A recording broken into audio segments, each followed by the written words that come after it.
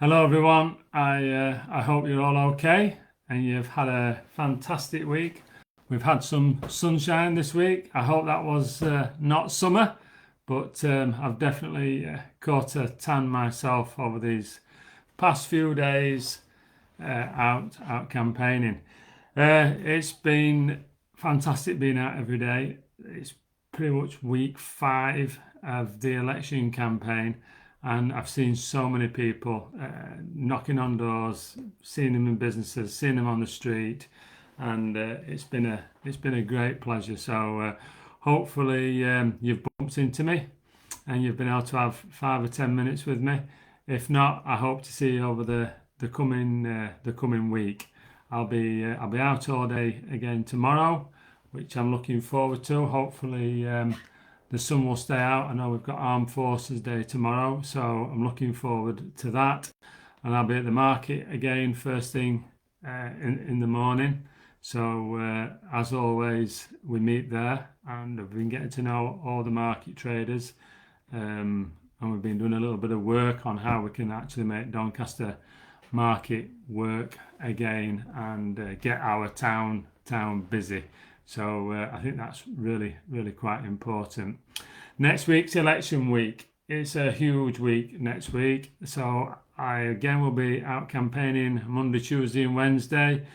And then Thursday's election day. So I'll try and get around as many polling stations as I can and try and say hello just one more time to many folks. So this is definitely going to be the last Friday Facebook Live before the election. I may do another one later on. It depends on how things go, but definitely the last one of the usual monthly ones that I do. Also, the last airport post has gone out before the election too.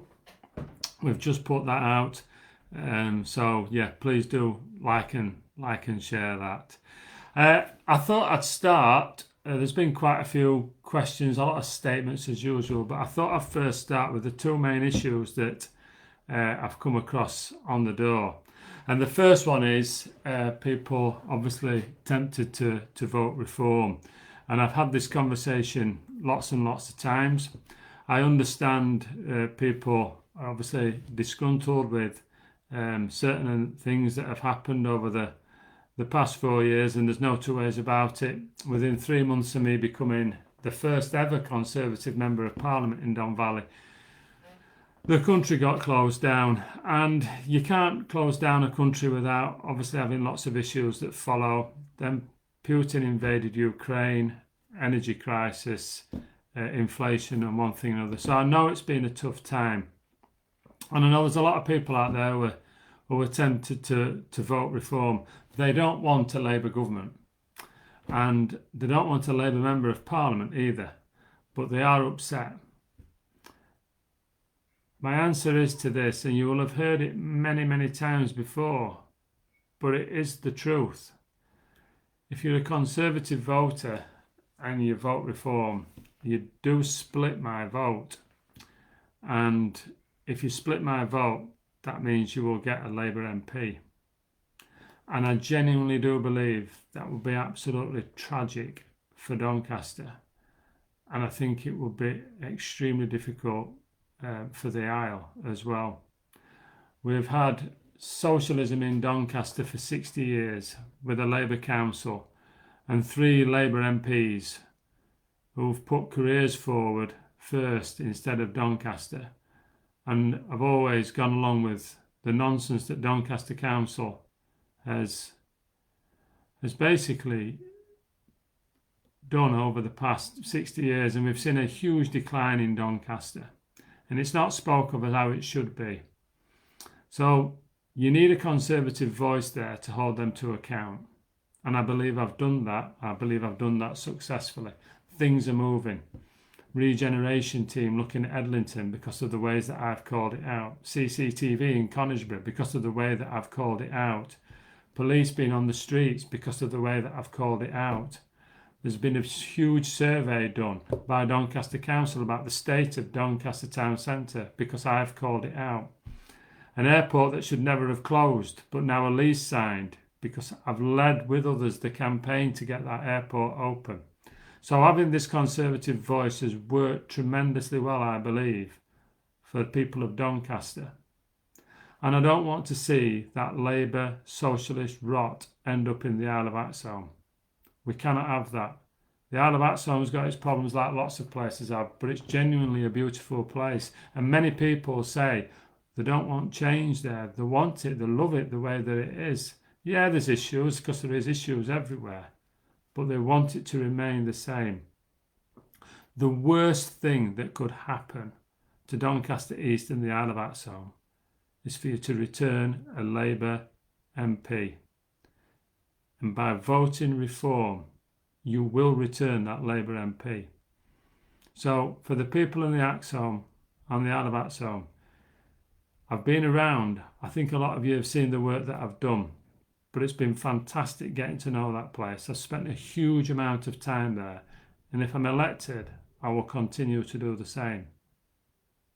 And for the people of Doncaster, you've seen the work that I've done. I need to continue that work. I've got huge amounts that I want to do locally, but I've got huge amounts I want to do down in Parliament too. My work for working class boys and men who have been left behind too many times. The works that I've done to help protect girls and women, which is hugely important. My work trying to get a new hospital for Doncaster, again, hugely important. And my voice on immigration has been so strong down there that that's what we've managed to push and managed to get the Rwanda deal through. And I'm hopeful of them planes getting off soon. So if you want that strong voice, if you want that person that cares, if you want somebody who's lived in Doncaster all their life and not been parachuted in, if you want somebody whose family has grown up here, if you want somebody who's run a business for 30 years and understand what it means to pay taxes and that we should keep them as low as possible, then don't vote reform. Vote for me, Nick Fletcher. It's really, really important. I'm sure I didn't let my constituents down last time when they voted for me, and I won't let them down again. I'll continue to be that strong voice for you, and I'll continue to carry on being as open and as visible as I have been this last 4 years. So that's the first issue I wanted to deal with. If you want Nick Fletcher to be your MP, you must vote for Nick Fletcher. A vote for anybody else will be a vote for Labour. And I don't want you to wake up on July the 5th wishing that you'd not voted the way that you had. Okay, so that's the first issue. The second issue that comes across all the time is immigration. And it's been a hugely difficult situation. When I first was elected, I remember going down there saying that we needed a cap on this. And I've been a strong voice on this. And I've been called all kinds of names. I stood in Parliament and gave a huge speech on this. And they were shouting from the opposition, calling me all kind of names, racist, and comparing me to Enoch Powell and doing all these things. I'm none of those things. I genuinely believe that we are full and that we've taken enough people in over these past 15, 20 years, basically really since 97 when Tony Blair came in. And I understand people's frustration that we've been in power and we've not done what people wanted us to do, or not done as much as what people wanted us to do. I understand that.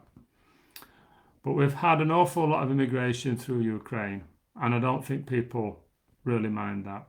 We've also had people from Hong Kong come over, and I don't think people really mind too much about that.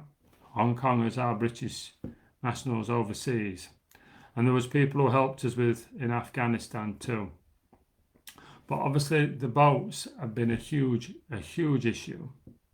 Now I say to people, what do you want us to do with that? Now occasionally you get some crass statements that you do because people just speak hot air sometimes and no one actually means things. But the fact of the matter is that we've worked with the French police, the French border force, and they have had some real successes in holding these people back. There's people being, there's people smugglers have been detained, they've been imprisoned, they've been caught. But there's a continual flow of these people, and so they can't catch everybody. They are doing that work though. So that's the first thing that Labour say they're going to do, but we're already doing it. The other thing is to say, well, why can't you push them back? Well, we can't push them back in the water because there's too many people on this boat, and then we'd end up with an accident in them. And we can't go into French waters and push them back. And the French are not going to stop them once they're in the water. The French just let them go. And I say to people, if they were in Dover and they were leaving France, would you expect our border force to pull them back to Britain? And they say, of course not. So then France don't either. So when they end up in our waters, they're probably coming this way. Well, they are definitely coming this way anyway. And if they have an accident, we're going to have to deal with them. So that's why they get picked up. Now, we've put legislation through that says that they are illegal immigrants, and that will be dealt with accordingly. But we're also trying to get them onto with the Rwanda deal. We're trying to make a deterrent there so that when they do come here and they land here, then we'll process them very quickly and then we'll get them sorted out. Or we'll even actually take them straight onto the planes and process them in Rwanda. The whole thing about Rwanda is it's not there as a continual flow to Rwanda. It's there as a deterrent. I often say to people, would you pay £3,000 to go to France and end up in Rwanda? Because I wouldn't. And that's what we're trying to say. Why would these people pay £3,000 to come to Britain and end up in Rwanda? They wouldn't. They're using the social media. They can see what's happening, which is why I'm seeing so many people try and come over there now. Because as soon as they start seeing those planes go, then hopefully they'll stop coming. Now, it won't be the silver bullet, but it will be part of it. The other thing that Labour say they're going to do is they're going to do deals with countries. Well, we've already done that. We've had deals with Albania. I think we've got a deal with Vietnam. And we've seen the Albania immigration drop by 90%. So we're having success there. So we're working with France. We're working with other countries. We've put Rwanda in there as well. This is what we're doing. The only other thing that Labour say they're going to do is actually going to process these people while they're in these other countries, which means pretty much these people won't even have to go across Europe. They'll just process them in there and we'll end up paying and flying them over to this country. And the thing is with it, they think that'll stop the boats. It won't stop the boats because they'll only process so many of them, and the ones that they refuse asylum, guess what? They'll get on the boats. So look, Labour have said they're going to cancel the Rwanda deal as well. All the time, money and effort in getting Rwanda up and running. And Labour have said that they are going to cancel it as soon as they get in power. What a terrible waste of cash. I always say you can never trust a socialist with money. You can't. So I know it's frustrating. I understand. But I've walked through those lobbies 134 times to put every different piece of legislation through that I can to stop these boats. And I will continue to do that if I'm your Member of Parliament. So Labour have got no answer to this. I genuinely believe they will open the borders and things will be much, much worse. Now I know that's difficult for you to take, but I genuinely believe that is the truth. This is what I know from being a Member of Parliament. So look, stay with us on this and we'll do what we can. Immigration that has happened, that's not come through illegal boats, has come through lots of different reasons. As I already mentioned, the Hong Kongers, Ukrainians, and people who have helped us in Afghanistan. But we've also had care workers come over and they've brought family members. We've also had nurses and doctors and they've brought family members. That is obviously stopped. Care workers and families, we've put things in place now to reduce the number of that. The other thing has been students. Students have been coming over to our universities and bringing mums and dads with them. If I know students, they want to go to university to get away from mums and dads, not to actually bring them with them. So we've stopped that as well. Now this is upsetting the universities, but I genuinely believe if the university is as good as what they say they are, people will want to come to those universities regardless. We should not be using our universities as a cheap way for people to get British citizenship in this country. It can't be right, it's not right, and I don't agree with it. So there you go. We are doing everything that we can. There's no chance Reform will win. Reform candidates will be saying all kinds of wonderful things, but it's easy for them to say that when they know they are never going to be in power. So although you might be upset about lots of things, the only real choice is for you to vote for me. And if you vote for me, I'll continue being that voice to make sure that our borders are secure and that life is a little bit fairer than it has been recently. And I can assure you on that. I hope that's okay. I know there's probably a few questions that have just come up on here, but I want to just go to the original post first and see if I can see the questions on there, and hopefully I can answer a few of those for you first. I'll just while I'm searching through those, if you just bear with me. So we've got a few hellos. I was at East Mid a few weeks ago. They think TUI are going back in. I think TUI are coming back into the airport too, which is wonderful. The thing is with TUI is that they need to advertise their holidays sort of 12 months in advance. So if we manage to get an operator in place, the operator is not an airline, it's actually someone to operate the airport. If we manage to get an operator in advance this year, then TUI will be able to advertise their holidays next year for the year after. So it'll be 2026 when hopefully we will start seeing some flights get off from DSA. I will just say about Doncaster Sheffield Airport is that I truly believe that the job's not done until planes start flying. And if we want planes to start flying from there, you continually need my voice to make sure that it happens. It's been one of the largest campaigns that I've ever done. But I do believe that it's working, and I do believe we are actually getting somewhere with that. So, as I say, if you want that airport open, it's another fantastic reason to vote for me. Right, let's have a look at some of these questions then. So, Mark, what do you think to Labour's solution to immigration? Well, hopefully, Mark, you've been watching these last 5 minutes, and I'll be segmenting this Facebook Live and we'll bob it on there. But genuinely, they don't have a solution for it. I genuinely believe that they will open the floodgates. That's what I think what will happen on there. Fabian. Hi, Fabian. As the owner of a business in Epworth, I'm wondering what you think national government can do to encourage growth of our local businesses. It's a huge issue, and I think we need to do all we can. SMEs are the backbone of this country, and the government, the Conservative government, have got a really good record with this. In 2010, we had 4.5 million small, medium enterprises. We've now got 5.6 million. So that's 1.1 million more new businesses that have started, which is fantastic. The reason why I'm a Conservative is because I am your original white van man. I was made redundant when I was 21.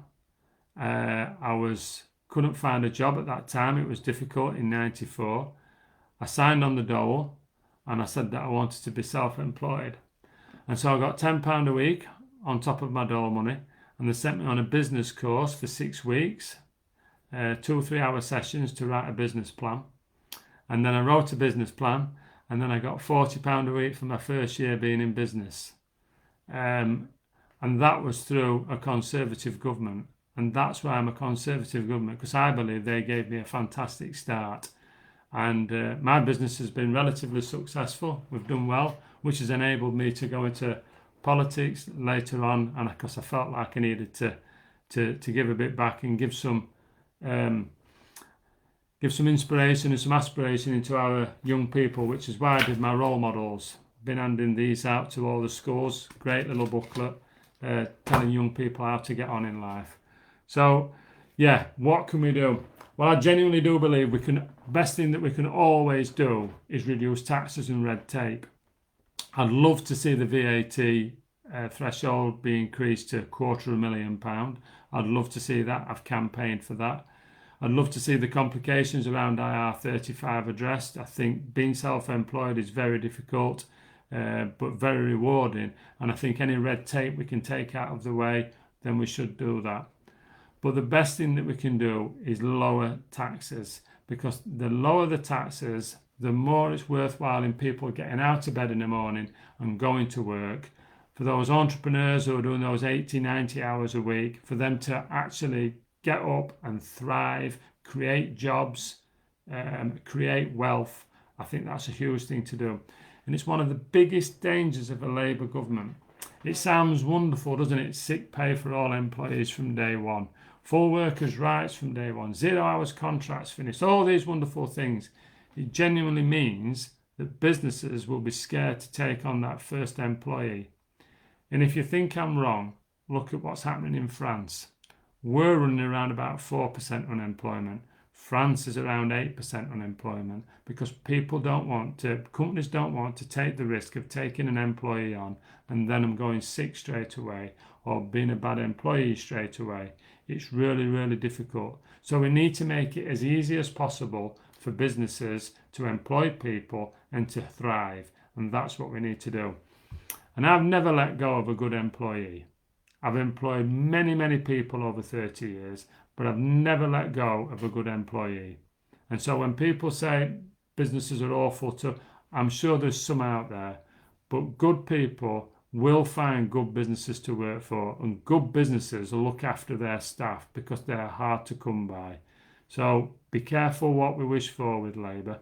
We can't let them in. But lower taxes, Fabian, that's the best thing I can suggest. Let's go forward with this one. What do you think the true costs, this is from Y, what do you think the true costs are Ed Miliband's green policies after the unfortunate leak from the Shadow Chief Secretary of Treasury, Darren Jones? I think the true costs of the green are absolutely astronomical, and there seems to be certain people on the green agenda that want to bankrupt our country doing this. It will be disgraceful if that happens. There's nothing comes for free in this world. There's no two ways about it. And if they want to put forward the plans that they want to put forward to, there's only one person that will pay, and that will be you and me.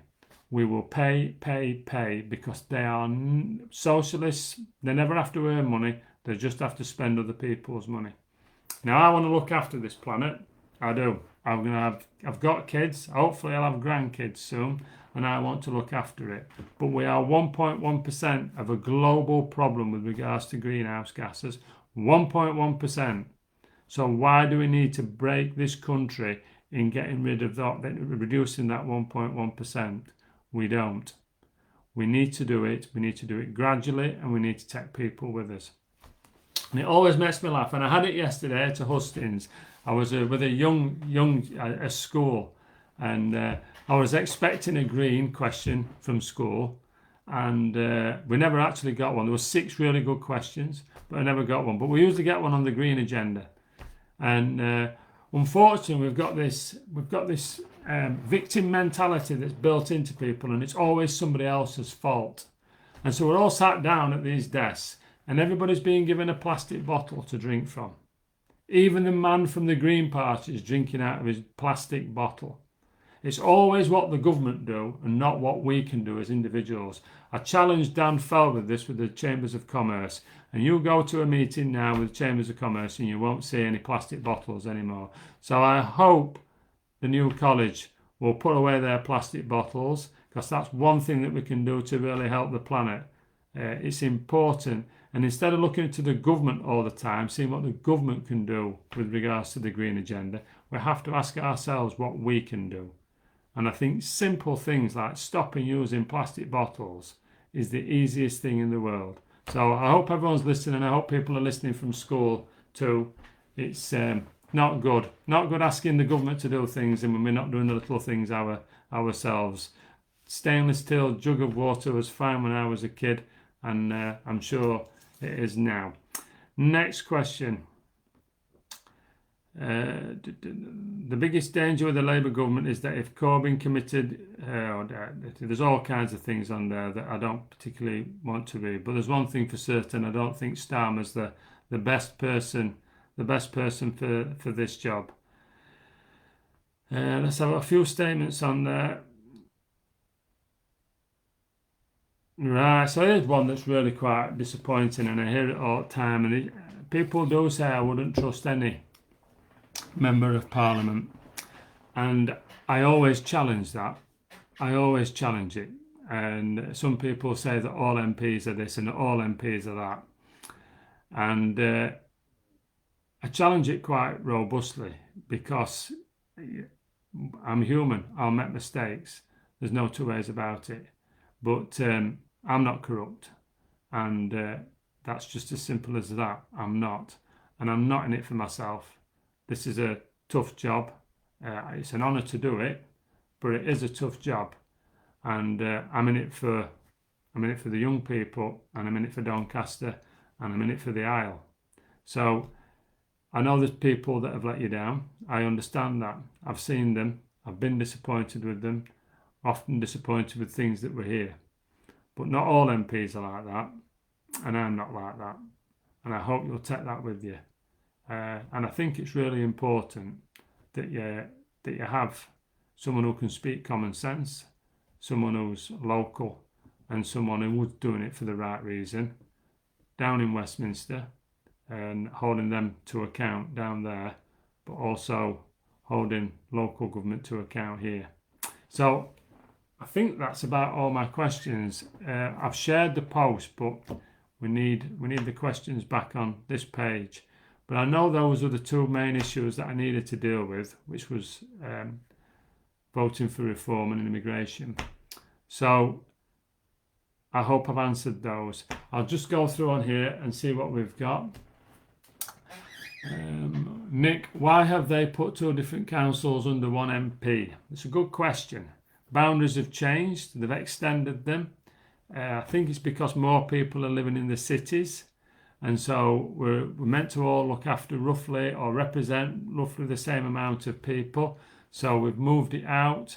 And yeah, that's what's happened. I think there's one MP who has 4 councils to deal with.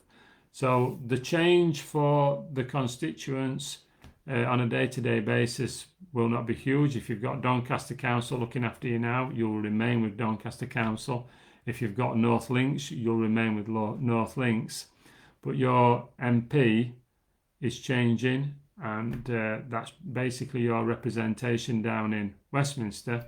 And when things go wrong in the constituency, I will have 2 councils, and depending on where you live, I'll be challenging those to help you out. So that's what's happened there. James Long, there's a difference between genuine registered refugees fleeing from war, for example, and those who are illegally and then cost the taxpayer money. Couldn't agree more with you. Genuine refugees, and I think, as I said, we've done that with Ukraine. I think everybody agrees with that. Genuine refugees. Unfortunately, we're seeing boats and boats and boats of single men coming over, throwing all the documentation away and taking advantage, and it needs to stop. And that's what we're doing to stop it. Evening, Nick. I vote for anyone else, but you will be a huge backward step for Doncaster. You can count on my vote. Thank you very much, Mark. That's great. Julie Gaines, not all area can vote for you, Nick, due to boundaries being changed. That's right, we've just discussed that. Zoe West, I work with people who won't vote. That's not good, but they moan. I say if you don't vote, don't complain. Perfect. Couldn't have said it better myself, Zoe. Julie Gaines, how come you've been moved from covering Edlington? Same again, it's the boundaries, and it's the Boundaries Commission that do it, and they do it every 10 years. I think that's about it. I think it is. So that's half an hour. It's been quite a long one. We will clip it and we will put it out in segments. If you have already voted for me, a huge thanks. It means the world to me when you put that cross in that box. For everybody who's helped over the last 4 years, thank you once again. I couldn't have done it without you. It's been extremely challenging for you and also for me. But I hope you believe that when you put that cross in that box last time, that it wasn't an unworthwhile vote. And I need you to do it again for me, folks, because if you do, I can continue with all I've been doing. We can get the airport open. We can get Boeing at Doncaster. We can get our town sorted out. We can get our leisure centres and our gyms sorted out and our youth clubs sorted out. We can stop the boats. We can, all the things that you want me to do for you, I can continue doing them and continue keep on campaigning for you, because that's what I'm here for. I'm here for you. I'll see you the other side of the election probably. I may do one in between, but if you don't catch that or things change and I'm not able to do it for whatever reason, I'll hopefully see you on the other side, and I'll hopefully still be your Member of Parliament. Have a fantastic weekend, and if you do see me in my new van, the Volkswagen, as it's been christened, then please do peep your horn and say hello. Okay, everybody, thanks a lot. Good night.